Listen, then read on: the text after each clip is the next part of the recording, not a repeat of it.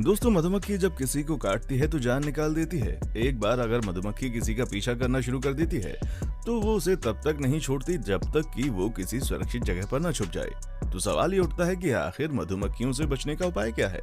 हमारे आज के इस वीडियो में आखिर तक बने रहिएगा। हम आपको बताने जा रहे हैं इन मधुमक्खी से पीछा छुड़ाने के क्या उपाय हैं। शायद आपने ये भी बात सुनी होगी कि मधुमक्खियां किसी को बेवजह परेशान नहीं करती और ना ही किसी को काटती हैं। ये तब तक किसी को काटने के लिए नहीं आती जब तक कि आप उन्हें छेड़े नहीं, उनके छत्ते में पत्थर ना मारें, क्योंकि अगर एक बार आपने इनको छोड़ दिया ना तो फिर ये आपको छोड़ती नहीं है। आप इस बात पर कितना भरोसा रखते हैं ये तो आप ही जाने, लेकिन कुछ लोग इस बात पर पूरा भरोसा कर लेते हैं। एक छोटा सा बालक इस बात पर भरोसा बहुत ज्यादा करता था। उसे यही लगता था कि मधुमक्खियां केवल उसी को काटती हैं जो उन्हें परेशान करते हैं। एक बार वो मधुमक्खी के छत्ते के करीब से होकर गुजर रहा था। उसी समय कुछ दूसरे शरारती बच्चों ने मधुमक्खी के छत्ते में पत्थर मार दिया। अब ये बेचारा ये सोचकर वहां से नहीं भागा कि उसने तो पत्थर मारा नहीं है, जिसने मारा मधुमक्खी उसका पीछा करेंगी। लेकिन मधुमक्खियों को तो ये समझ में ही नहीं आया कि पत्थर इस लड़के ने नहीं मारा। मधुमक्खियों के टारगेट में यही बेचारा आ गया। मधुमक्खियों ने इसे काट काट कर रुला दिया। तब से लेकर अब तक बेचारा मधुमक्खियों के नाम से चढ़कता है।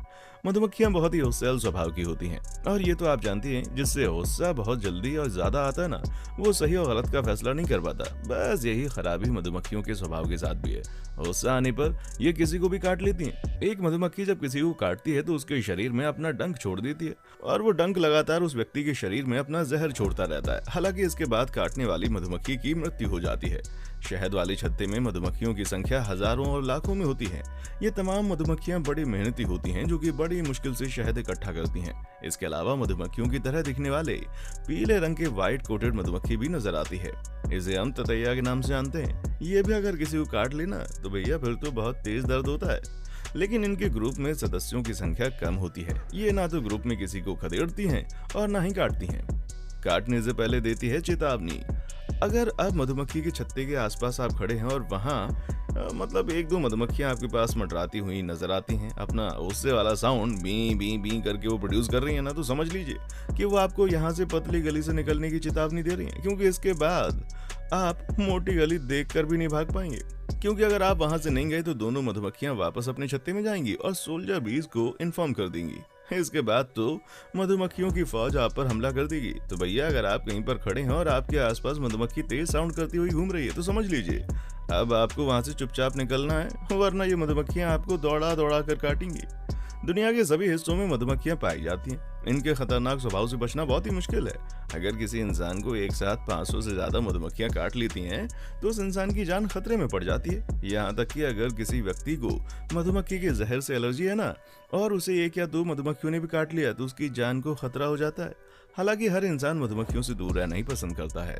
नॉर्मली आदमी बिना किसी प्रिकॉशन के मधुमक्खी के पास भी नहीं फटकता, लेकिन फिर भी अगर मधुमक्खियों ने आपको खदेड़ना शुरू कर दिया ना या फिर आप पर हमला कर दिया है तो इस सिचुएशन में आप क्या कर सकते हैं और किस प्रकार अपने आप को बचा सकते हैं, आइए इसको समझते हैं। अक्सर आपने देखा होगा कि मधुमक्खियों का एक बड़ा सा झुंड जमीन से 25 से 30 फीट की ऊंचाई पर उड़ान भर रहा होता है। ये मधुमक्खियां किसी को काटने का इरादा तो नहीं रखती, लेकिन जैसा कि इनका स्वभाव है बहुत ही गुस्से वाला, उड़ान भरने के कारण ये थकी हुई भी रहती हैं। ऐसी सिचुएशन में अगर कोई इनसे टकराने की हिमाकत करे तो ये उसको उसकी नानी याद दिला देती हैं। जंगल का राजा शेर हो या फिर हाथी या कोई दूसरा जीव, अगर मधुमक्खी के गुस्से का शिकार हुआ ना तो फिर तो जो कुछ करना है वो मधुमक्खी करती है, क्योंकि दूसरे जानवर के पास करने का कोई ऑप्शन ही नहीं होता।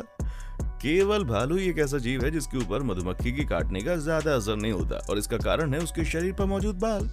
अपना छत्ता लगाने के लिए जब मधुमक्खियां नई जगह देखती हैं तो इसके लिए उन्हें काफी लंबी उड़ान भरनी पड़ती है। इस दौरान अगर वो किसी चलती फिरती चीज से टकरा जाती हैं तो फिर उस पर वो हमला कर देती हैं। इसी प्रकार अगर मधुमक्खियों का उड़ता हुआ झुंड बाई चांस आपके सिर के ऊपर आ जाए और आपको ये लगे कि ये मधुमक्खियां काटने वाली हैं तो आप पेट के बल जमीन पर लेट जाइए और सांस रोककर बिना हिले डुले कुछ देर तक लेटे रहिए। इससे मधुमक्खियां आपके शरीर को छोड़कर आगे बढ़ जाएंगी।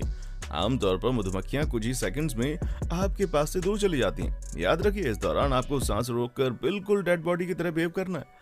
अगर आपने सांस भी ली तो आपके शरीर की किसी भी हरकत को ये कई मीटर दूर से भी समझ लेती हैं और उसके बाद हो सकता है कि वापस आकर आपकी खटिया खड़ी कर दे, बिस्तर खोल कर दे, मतलब काट काट कर बुरा हाल कर दें। मैं बता देता हूँ आपको करना क्या है। आप बहुत तेज स्पीड में बहुत दूर तक चाहिए, जितना तेज भाग सकते हैं भागिए, क्योंकि मधुमक्खियां अपने छत्ते से ज्यादा समय तक दूर नहीं रहती।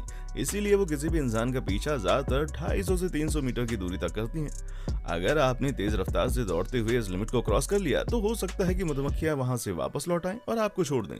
इसके अलावा मधुमक्खियों से बचकर भागते समय अपने चेहरे को अपनी शर्ट या टी शर्ट से कुछ इस तरीके से कवर कर लीजिए, जैसा कि आप इस चित्र में देख रहे हैं। इसके अलावा अगर आपके हाथ में या कोई चीज है ना, तो उसे आप अपने से दूर फेंक दीजिए। इससे मधुमक्खियों का ध्यान भटक जाएगा और वो उस चीज पर फोकस कर लेंगी। भागते भागते अगर आपको कहीं पर छुपने की जगह मिले तो जितनी जल्दी हो सके वहां पर छुप जाए और अपने आप को किसी चीज से पूरी तरीके से कवर कर लें। दौड़ने के दौरान आपको इस बात का ध्यान रखना है कि दौड़ते हुए अपने हाथों को बिल्कुल ना हिलाएं, क्योंकि मधुमक्खियां हिलती डुलती चीजों को बहुत ही जल्दी अच्छे से पहचान लेती हैं। छुपने का स्थान। अगर मधुमक्खियां आपके पीछे हैं तो उनसे बचने के लिए आपको किसी ऐसे स्थान पर जाना पड़ेगा जहां तक वो ना पहुंच पाए। अगर आपके पास कोई कार है तो उसमें आप छुप सकते हैं। उसके सारे दरवाजे खिड़कियां अच्छे तरीके से बंद कर लें। अगर आप किसी खेत या पार्क में हैं और वहां पर कोई कमरा मौजूद है, कमरे में छिप जाइए और अंदर से दरवाजा बंद कर लीजिए ताकि मधुमक्खियां अंदर ना आ सके। हो सकता है एक दो मधुमक्खियां भी आपके साथ अंदर आ जाएं।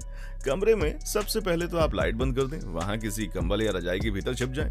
कमरे की लाइट बंद हो जाने पर अंधेरा हो जाएगा और मधुमक्खियां अंधेरे में आपको समझ नहीं पाएंगी। कमरे में अगर किसी क्षेत्र से कोई रोशनी आ रही है तो वो रोशनी की तरफ जाती हुई वहां से निकल जाएंगी। अगर भागते हुए आपको कोई आश्रय नजर ना आए तो अपने आसपास देखिए। अगर कहीं पर पानी और कीचड़ वाली जगह है तो आप तत्काल पानी में चले जाएं और अपने ऊपर कीचड़ लगा लें। कीचड़ में भर जाने के बाद ये मधुमक्खियां आपको नहीं काटेंगी। अगर मधुमक्खियां काट ही लें तो क्या किया जाए? अगर तमाम कोशिशों के बावजूद अगर आप मधुमक्खी के हत्थे चढ़ ही गए तो वो आपको अपनी पूरी फौज के साथ काटना शुरू कर देंगी। हम इंसानों के साथ एक अच्छी बात यह है कि अगर हम मधुमक्खियों के जहर के प्रति एलर्जिक नहीं है तो कम से कम सैकड़ों मधुमक्खियों के काटने और उनसे होने वाले दर्द को सहन कर सकते हैं। इनका जहर भी हमारे लिए प्राण घातक नहीं होगा, लेकिन इसका मतलब ये नहीं है कि मधुमक्खियों के काटने के बाद आप उनके डंक को इग्नोर कर दें, क्योंकि आपको काटने के बाद मधुमक्खियों का डंक आपके शरीर में रहेगा और वो लगातार आपके शरीर में अपना जहर घोलता रहेगा।